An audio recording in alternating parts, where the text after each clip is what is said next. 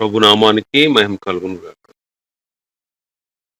కూడొచ్చిన మీ అందరికీ కర్మిలాత్మీయ సహవాస సంఘ విశ్వాసులందరికీ మన ప్రభువును ప్రియ రక్షకుడునైన యేసుక్రీస్తు వారి శ్రేష్టమైన నామములో శుభములు మరియు అందరికీ వందనాలు. లేవీకాండం 11వ అధ్యాయాన్ని మనం ధ్యానం చేసుకుంటాం. 3వ వచనం నుంచి 8వ వచనం వరకు చదువుతాను. లేవీకాండం 11వ అధ్యాయం 3వ వచనం నుంచి 8వ వచనం. జంతువులలో ఏది డెక్కలు గలదై నెమరు వేయునో దాన్ని తినవచ్చును గాని నెమరు వేయి వాటిలోను 2 డెక్కలు గల వాటిలోను వీటిని తినకూడదు. ఒంటె నెమరు వేయును గాని దానికి 2 డెక్కలు లేవు కనుక అది మీకు అపవిత్రం. పొట్టి కుందేలు నెమరు వేయును గాని దానికి 2 డెక్కలు లేవు కనుక అది మీకు అపవిత్రం. కుందేలు నెమరు వేయును గాని దానికి 2 డెక్కలు లేవు గనుక అది మీకు అపవిత్రం. పంది విడిగా నుండు 2 డెక్కలు గలది గాని అది నెమరు వేయు గనుక అది మీకు అపవిత్రం. వాటి మాంసమును మీరు తినకూడదు. వాటి కళేబరములను ముట్టకూడదు. అవి మీకు అపవిత్రములు. ఇక్కడ జంతువులలో ఏది డెక్కలు గలదో, ఏది నెమరు వేస్తుందో వాటిని తినాలి. డెక్కలు గలది, నెమరు వేసి పవిత్రమైన జంతువుకి ఈ 2 లక్షణాలు ఉంటాయి. పవిత్రమైన జంతువుకి ఈ 2 లక్షణాలు ఉంటాయి. ఏంటా 2 లక్షణాలు? ఒకటి, కాలికున్నటువంటి డెక్కలు చీలి ఉంటాయి. రెండవది, నెమరు వేస్తారు. ఈ 2 లక్షణాలు కలిగి ఉన్న జంతువే పవిత్రమైన జంతువు. దాన్నే మనం తినాలి. మీకు చెప్పాను కదా నేను, పాత నిబంధనలో తినకూడదు అని ఉన్నాయి. క్రొత్త నిబంధనలో అదేం లేదు. పాత నిబంధన అక్షరార్థం. క్రొత్త నిబంధనలో మనం ఆత్మీయ అర్థాన్ని తీసుకోవాలి. కాబట్టి విషయాన్ని గమనించి, అయితే తినే ముందు కృతజ్ఞతాస్తుతులు చెల్లించి ప్రార్థన చేసి తినండి. తినే ముందు కృతజ్ఞతాస్తుతులు చెల్లించాలి, ప్రార్థన చేయాలి. కృతజ్ఞతాస్తుతులు చెల్లించకపోతే ఎలా? దేవుడు మనల్ని ప్రేమించి ఆహారం మన నోట్లోకి వెళ్ళేటట్లు మనకు తీసుకొచ్చాడు మన ముందుకు. మరి ఇది దేవుని కృప కదా. ఎంతో మందికి ఆహారం లేక అలమటించిపోతున్నారు. ఎన్నో దేశాలు కరువులో ఉన్నాయి. ఎంతో మంది ప్రజలు లోకంలో తిండి లేక అలమటిస్తా ఉన్నారు. తిండి లేక. మనల్ని దేవుడు సమృద్ధిగా ఉంచాడు. మనకి ఏ లోటు ఆయన రానియలేదు. మనకెంతో మేలు చేశారు. మన పట్ల తన అపారమైన కృపను చూపించాడు. కాబట్టి కృతజ్ఞతాస్తుతులు చెల్లించాలి. నువ్వు ఏది తిన్నా, ఏ ఆహార పదార్థం, ఏ పానీయం నీ ఎదుటికి వచ్చినా నువ్వు కృతజ్ఞతాస్తుతులు చెల్లించి దాన్ని పుచ్చుకోవాలి. రెండవది, ప్రార్థన చేయాలి. మూడవది, వాక్యానుసారంగా నువ్వు ప్రవర్తించాలి. అప్పుడు అది నీకు ఆరోగ్యాన్ని ఇస్తుంది.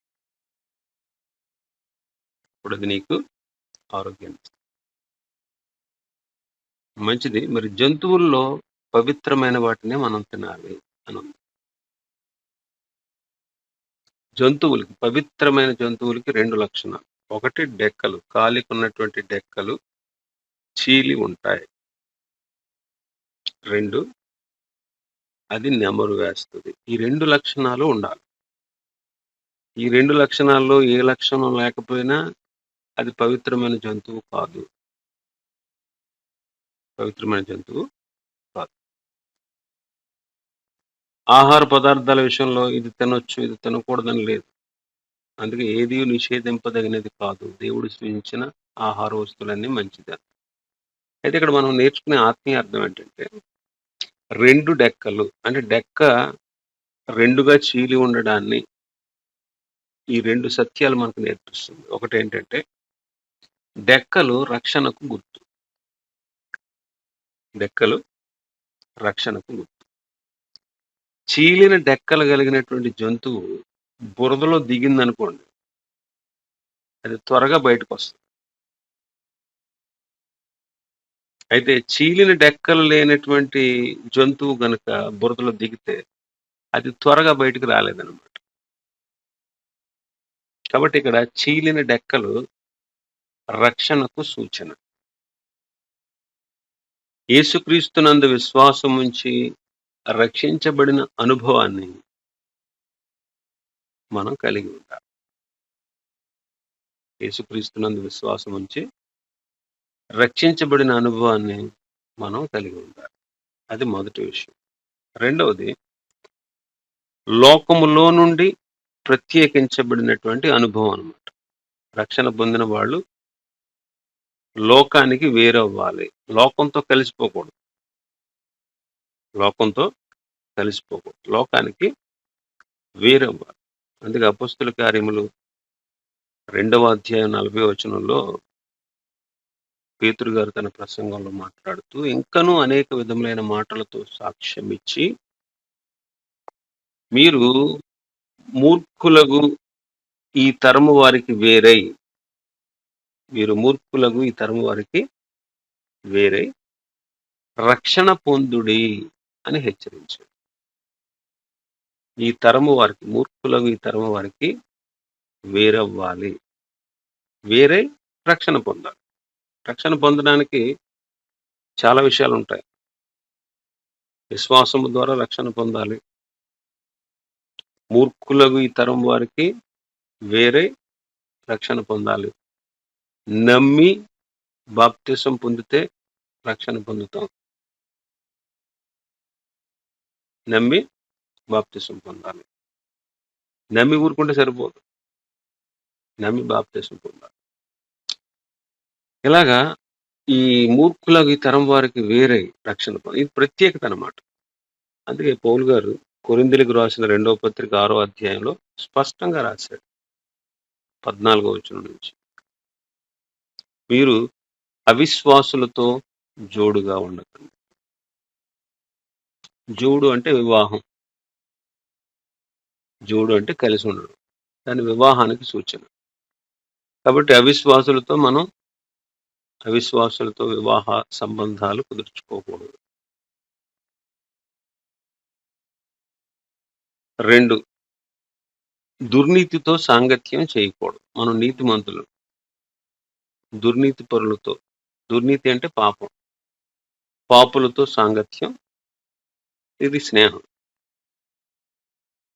వెలుగునకు చీకటితో ఏం పొత్తు? పొత్తు అంటే ఒప్పందం అన్నమాట. ఒప్పందం. కాబట్టి చీకటి సంబంధులతో మనం ఒప్పందాలు పెట్టుకోకూడదు. క్రీస్తునకు బెలియాలతో ఏమిటి? బెలియాలంటే అపవాది, సాతాను. మనం యేసుక్రీస్తు సంబంధులు. సాతానుతో సంబంధం ఉండకూడదు. అసలు వాడు మనకు అన్యుడిగా ఎంచుకోవాలి. కానీ మనం ఏం చేస్తాం? వాడితో స్నేహ సంబంధాలు కొనసాగిస్తాం. అవిశ్వాసితో విశ్వాసికి పాలు లేదు. అవిశ్వాసి నరకానికి పోతాడు. అవిశ్వాసి లోకంలో కలిసి జీవిస్తాడు. మనం అలాంటి వాడితో సంబంధం, అలాంటి వాళ్ళతో పాలు పంపులు పొందకూడదు. దేవుని ఆలయం విగ్రహం అసలు పొంతనే ఉండదు దానికి. మనం జీవం గల దేవుని ఆలయం. లోకస్తులందరూ విగ్రహాలు. కాబట్టి అందుకే దేవుడు 16-18 చదివితే అందుకే దేవుడు ఇలా సెలవిస్తున్నాడు. నేను వారిలో నివసించి సంచరిస్తాను. నేను వారికి దేవుడినై ఉంటాను. వారు నాకు ప్రజలై ఉంటారు. దేవుడు మనలో సంచరిస్తాడు. అందుకే కదా మన హృదయం దేవునికి, పరిశుద్ధాత్మకు ఆలయం. కొరింథీయులకు రాసిన పత్రికలో అంటారు పౌలు గారు. మన హృదయం దేవునికి ఆలయం. మీలో ఉన్న పరిశుద్ధాత్మకు నిలయం. ఎవడైనను దేవుని ఆలయమును పాడు చేసిన యెడల దేవుడు వానిని పాడు చేయును. అప్పుడు గమనించండి. నేను వారిలో నివసించి సంచరిస్తాను. నేను వారికి దేవుడుగా ఉంటాను. వారు నాకు ప్రజలై ఉంటారు. కావున అందువల్ల మనం దేవుని ప్రజలం. ఆయన మనలో నివసిస్తున్నారు. ఆయన మనకు దేవుడై ఉన్నారు. కాబట్టి మనం వారి మధ్య నుండి, ఎవరి మధ్య నుండి? విశ్వాసుల మధ్యలో నుండి, దుర్నీతి పరుల మధ్యలో నుండి, చీకటి సంబంధుల మధ్యలో నుండి, సాతాను మధ్యలో నుండి, సాతాను సంబంధికుల మధ్యలో నుండి, అవిశ్వాసుల మధ్యలో నుండి, విగ్రహాల మధ్యలో నుండి మనం ఏం చేయాలి? వారి మధ్య నుండి బయలు వెడలి, బయటకు వెళ్ళిపోయి, దూరంగా వెళ్ళిపోయి ప్రత్యేకంగా జీవించాలి. అపవిత్రమైన దాన్ని ముట్టుకోకూడదు. అందుకే అలా చెప్తున్నాడు ప్రభు. వారి మధ్యలో నుంచి బయలువెడలి ప్రత్యేకంగా ఉండాలి. అపవిత్రమైన దాన్ని ముట్టుకోకూడదు.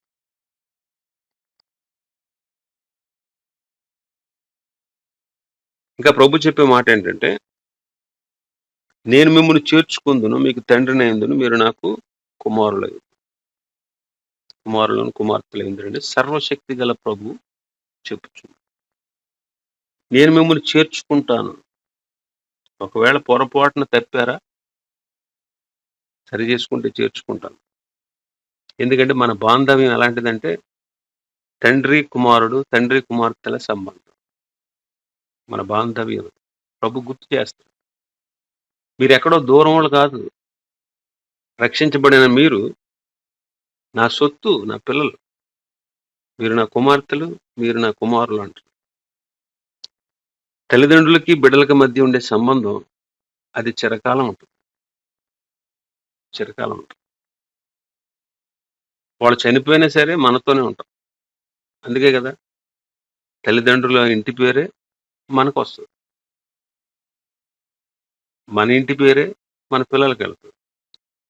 తల్లిదండ్రుల ఆస్తి బిడ్డలకు వస్తుంది. దూరం అయిపోయినా సరే.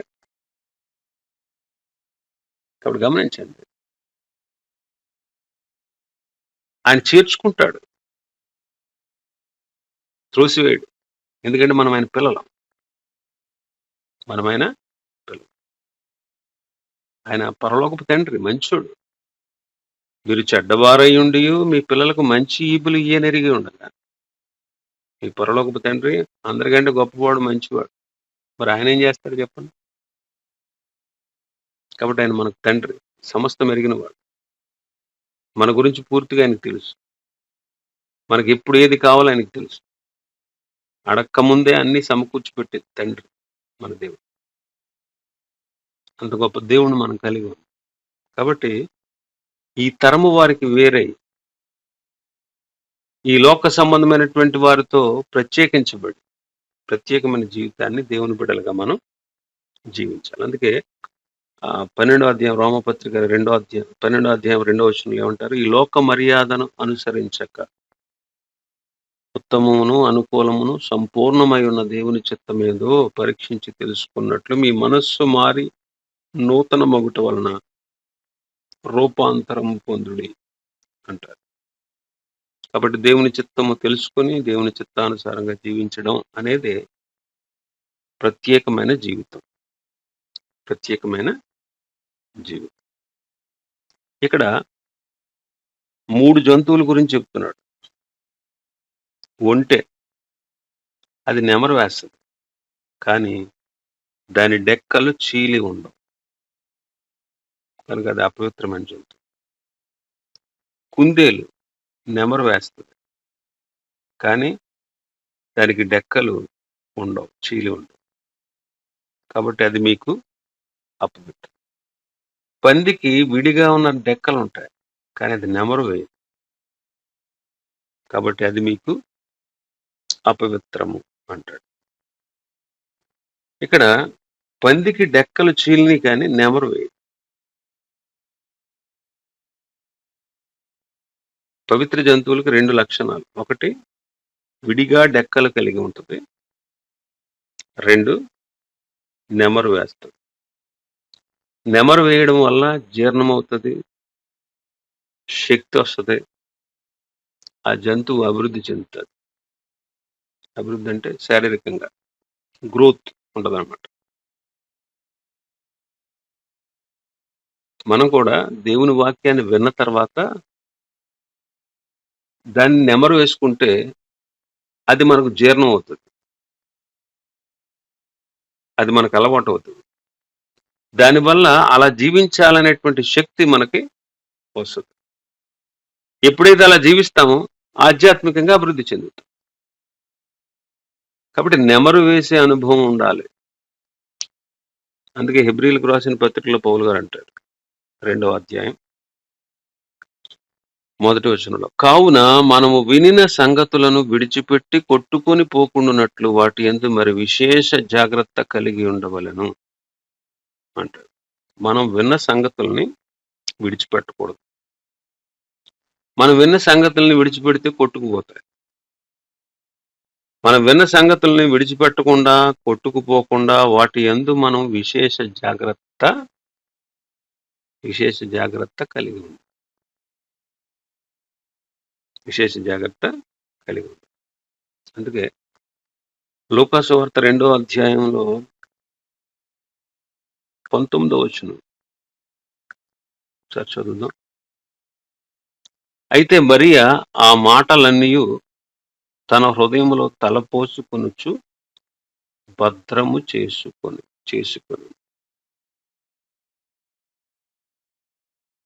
మరియా ఏం చేస్తుందంటే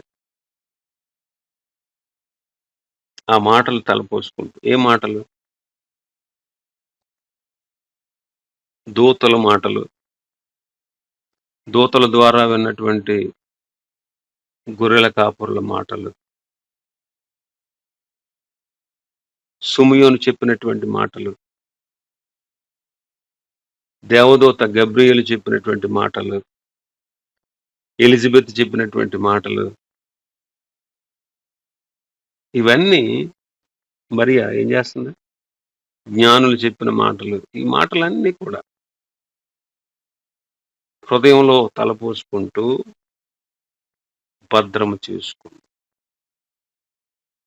హృదయంలో తలపోసుకుంటూ భద్రం చేసుకుంటూ. చూడండి, పశువులకి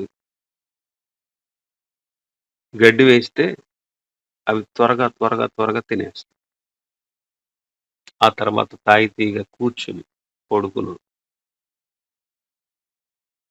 ఒక్కొక్క ఉండ నోట్లోకి తెచ్చుకుని మెత్తగా నమిలి మింగేస్తాయి. మళ్ళీ ఇంకొక ఉండ తెచ్చుకుంటారు నోట్లో. పశువుకి అది దేవుడు అనుగ్రహించి. నెమరు వేయనటువంటి పశువు జబ్బు చేసింది అని చెప్తారు. పశువులు ఉండేటువంటి యజమాని ఏ పశువు అన్నా నెమరు వేయట్లేదు అనుకోండి, చాలా తొందరపడతాడు తెలుసా, చాలా కంగారు పడతాడు. దాన్ని డాక్టర్ గారికి చూపిస్తాడు. ఎందుకంటే అది నెమరు వేయకపోవడం అనేది జబ్బు. నెమరు వేయకపోవడం అనేది ఒక జబ్బు అన్నమాట. నెమరు వేయకపోవడం. కాబట్టి నెమరు వేయాలి పవిత్ర జంతువు. ఇక్కడ మనం నేర్చుకునే ఆత్మీయ పాఠం ఏంటంటే దేవుని వాక్యాన్ని చదవాలి, ధ్యానించాలి, హృదయంలో భద్రం చేసుకోవాలి, వాక్య ప్రకారం ప్రవర్తించాలి. అంటే నెమరు వేయుట అనేది వాక్య ధ్యానమును సూచిస్తాం. నెమరు వేయటం అనేది దేన్ని సూచిస్తుంది? వాక్య ధ్యానాన్ని సూచిస్తాం. దివారాత్రులు ధ్యానించాలి. యెహోషువతో చెప్తారు ప్రభు.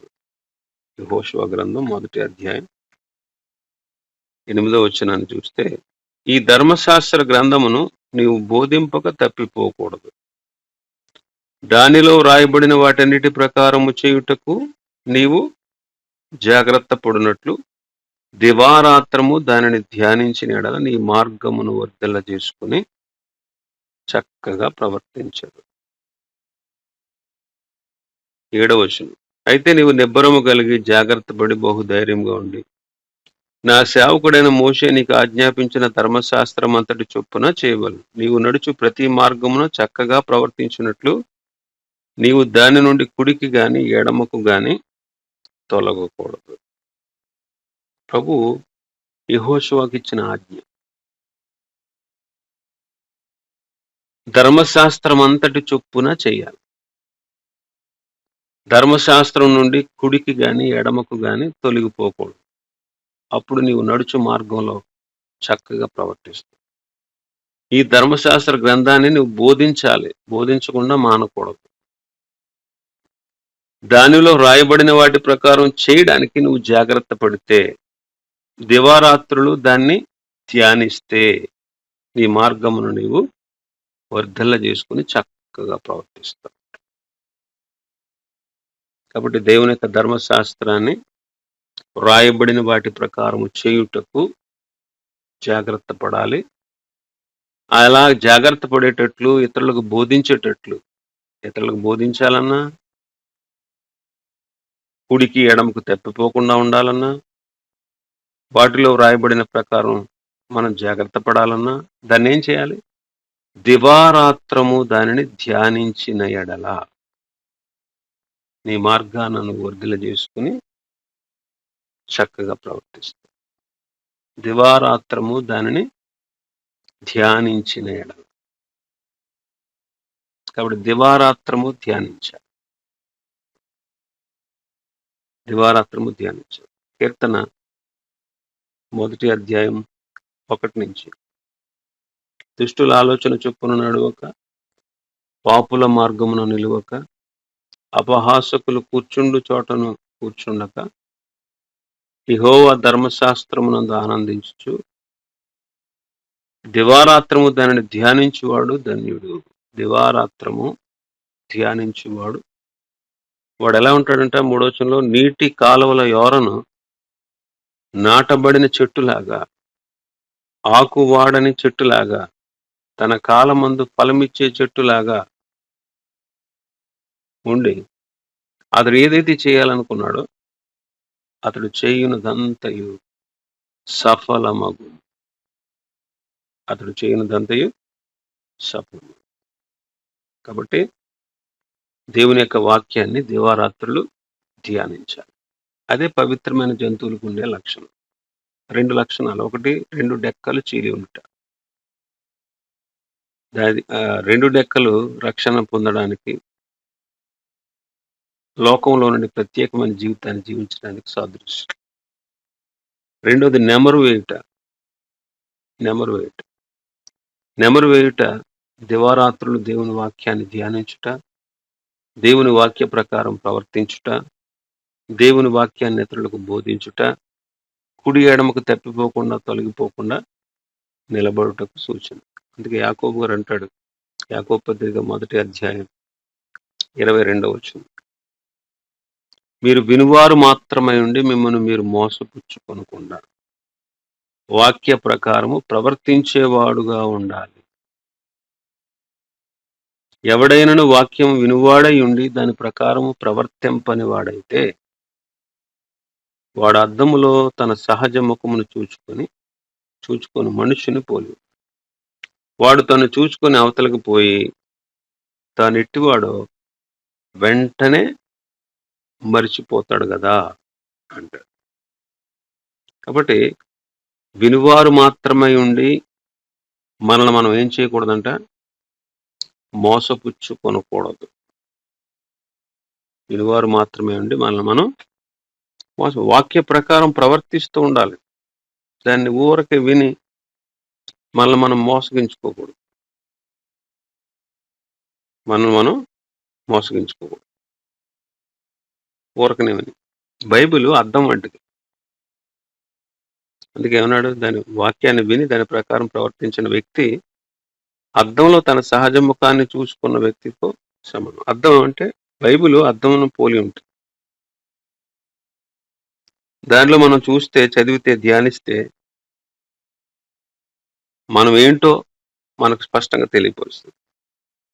మనం దాని ప్రకారం సరిదిద్దుకోకపోతే అది మనకి ఏ మేలు చేయదు. త్వరలోనే దాన్ని ఏం చేస్తాం? మర్చిపోతాం.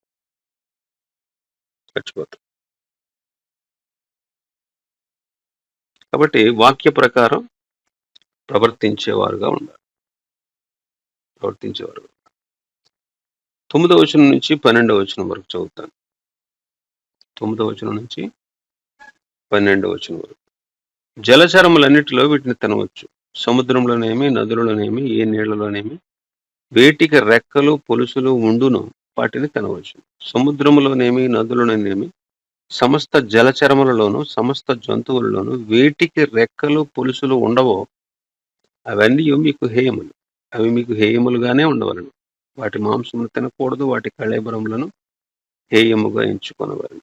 నీళ్లలో దేనికి రెక్కలు పొలుసులు ఉండవో అది మీకు హేయము. జలచరాల గురించి చెప్తున్నాడు. వీటి గురించి జలచరాలు. జలచరాలలో వేటికి రెక్కలు పొలుసులు ఉంటాయో వాటిని తినాలి. చేపకు పొలుసులు ఉంటాయి. పొలుసు దాని భద్రతకు, కాపుదలకు సూచన. బురద అంటుకోకుండా, అక్కడ ఉన్నటువంటి లోపల ఉండేటువంటి నీటిలో ఉండేటువంటి ముళ్ళు గుచ్చుకోకుండా పొలుసులు చేపను భద్రపరుస్తాయి. అలాగే విశ్వాసి కూడా తన జీవితాన్ని భద్రపరుచుకోవాలి. తన ఆత్మీయ జీవితాన్ని భద్రపరచుకోకపోతే ప్రమాదం. అందుకే యోహాను గారు తన మొదటి పత్రికలో 5వ అధ్యాయంలో 18వ వచనంలో ఒక మాట చెప్తారు. దేవుని మూలముగా పుట్టి ఉన్నవాడెవడను పాపము చేయడని ఎరుగుదుము. దేవుని మూలముగా పుట్టినవాడు తన్ను భద్రము చేసుకొనును గనుక దుష్టుడు వానిని ముట్టడు. దేవుని మూలంగా పుట్టినవాడు పాపం చేయడు. దేవుని మూలంగా పుట్టినవాడు తను తాను భద్రం చేసుకుంటాడు. కాబట్టి దుష్టుడు వానిని ముట్టడు. భద్రం చేసుకోకపోతే దుష్టుడు వచ్చేస్తాడు. భద్రం చేసుకోకపోతే వాడికి అవకాశం ఇచ్చేసినట్టేమో. ఎప్పుడు అవకాశం ఇచ్చినట్టు అవుతుందంటే పాపం చేసినప్పుడు. కాబట్టి దేవుని మూలంగా పుట్టామ్మా. దేవుడు తన సత్యవాక్య ప్రకారం, తన సంకల్ప ప్రకారం మనల్ని కన్నాడు. మనల్ని తన బిడ్డలుగా చేసుకున్నాడు. కాబట్టి ఆయన మనల్ని తన బిడ్డలుగా చేసుకున్నాడు కాబట్టి, ఆయన మనల్ని కన్నాడు కాబట్టి, ఆయన మనల్ని తన స్వకీయ సాంపాద్యంగా చేసుకున్నాడు కాబట్టి మనలో పాపం ఉండకూడదు. ఎందుకంటే ఆయన పరిశుద్ధుడు. ఆయన పరిశుద్ధుడు కాబట్టి మనం కూడా పరిశుద్ధులుగా ఉండాలి. పాపం మనలో ఉండకూడదు. పాపానికి ఛాన్స్ ఇస్తే దాంతోపాటు శత్రువు కూడా చొరబడతాడు. కాబట్టి దేవుని మూలంగా పుట్టినవాడు తను తాను భద్రం చేసుకుంటాడు.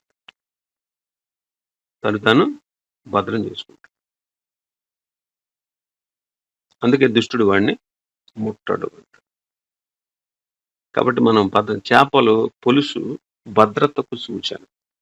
అది భద్రంగా ఉంటుంది పొలుసు ఉన్నందువల్ల.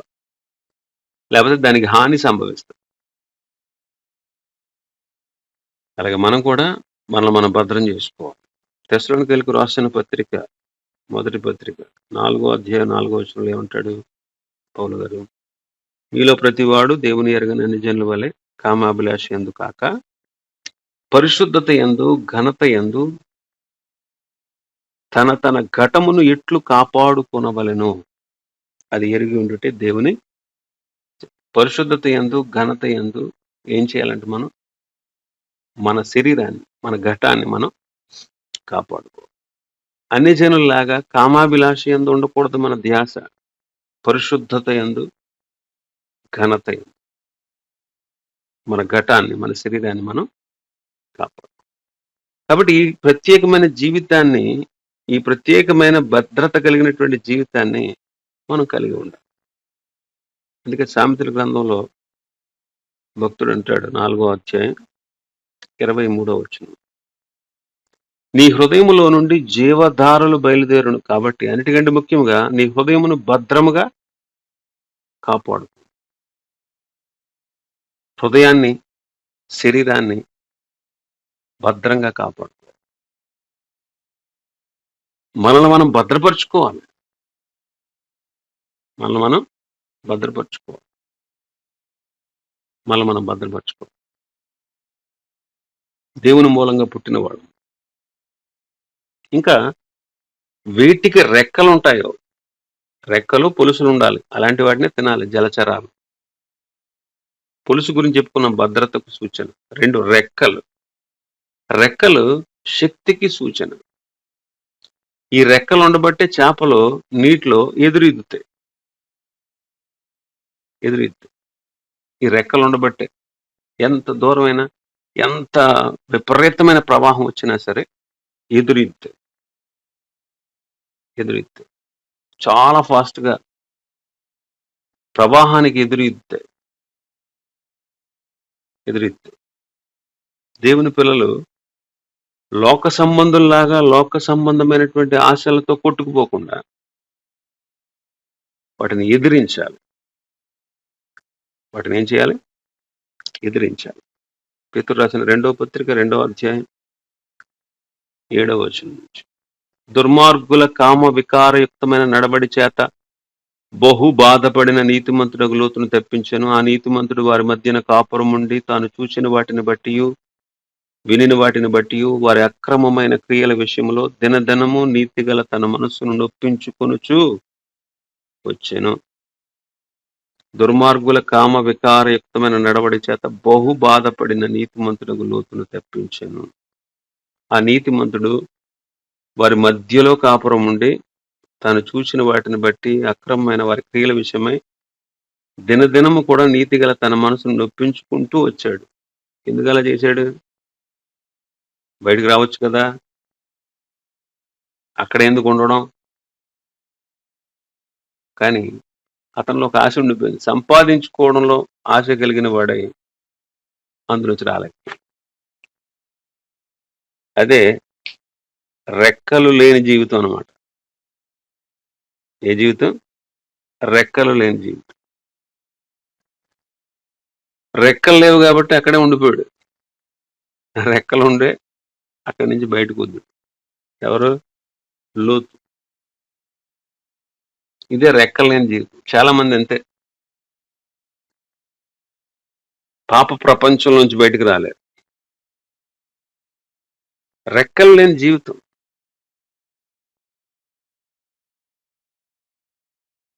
ఉండరాని స్థలాల్లో మనం ఉండకూడదు, తెలుసా? చెయ్యరాని పనులు మనం చేయకూడదు. ఉండరాని స్థలంలో ఉండకూడదు, చేయరాని పనులు చేయకూడదు. మనం చాలా జాగ్రత్తగా ఉండాలి. చాలా జాగ్రత్తగా ఉండాలి.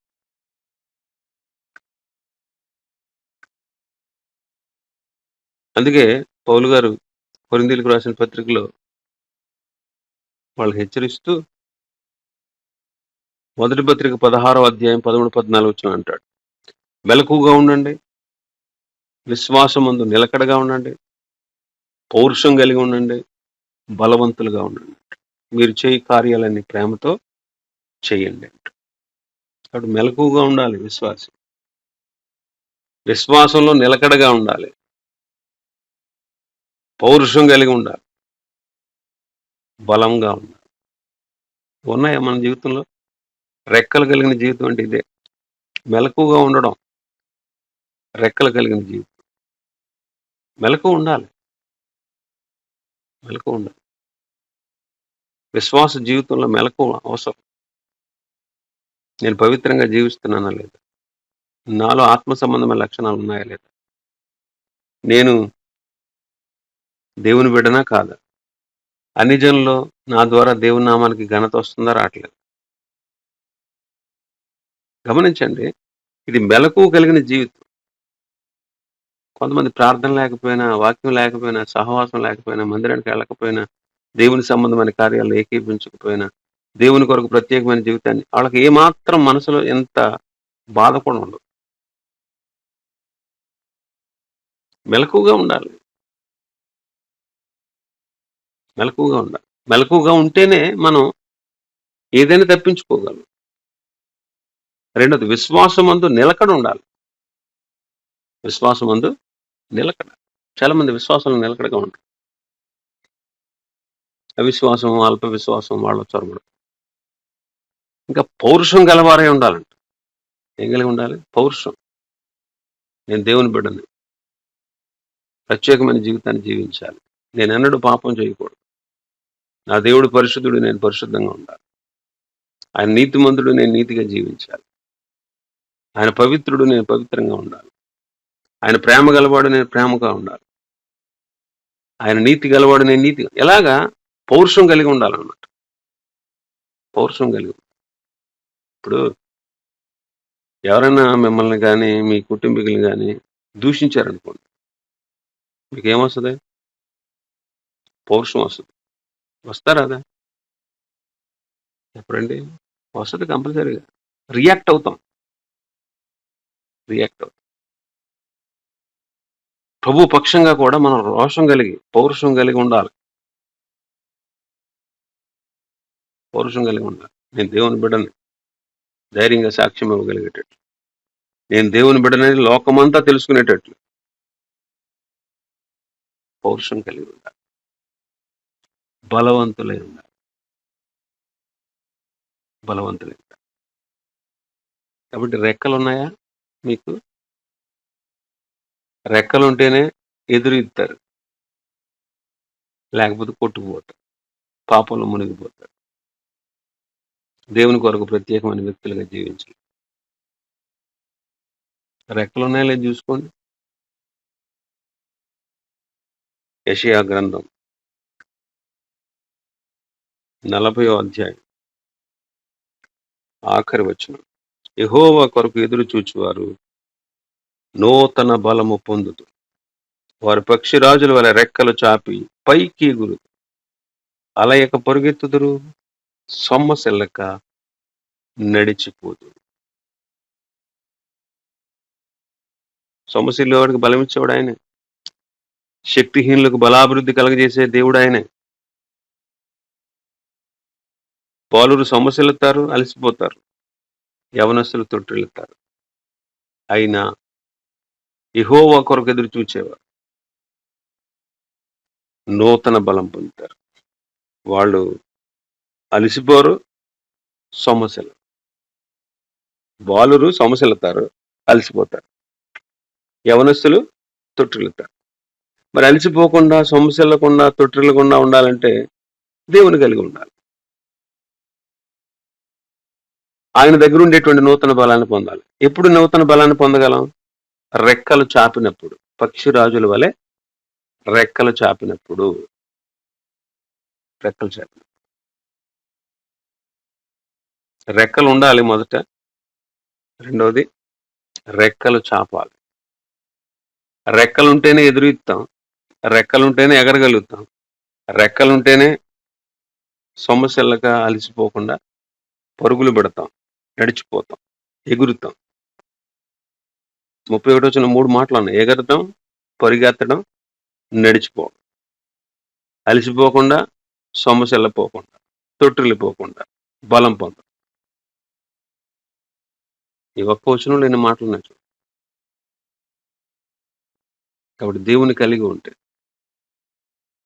ఆయన కొరకు ఎదురు చూస్తే, ఆయన మీద నిరీక్షణ పెట్టుకుంటే, ఆయన చెప్పినట్లుగా జీవిస్తే, ఆయన బిడ్డలుగా చలామణైతే, ఆయన బిడ్డగా మనం ఈ లోకంలో ఆయన పక్షమున రోషము కలిగి ఉంటే, ఆయన కొరకే మనం బ్రతుకుతూ ఉంటే, ఆయన చేసే కార్యాల కోసం మనం ఎదురు చూస్తూ ఉంటే, ఇవన్నీ వస్తాయి. యెహోవా కొరకు ఎదురు చూడడం అంటే. యెహోవా కొరకు ఎదురు చూడమంట. కాబట్టి యెహోవా కొరకు ఎదురు చూచేవారు నూతన బలము పొందుతారు.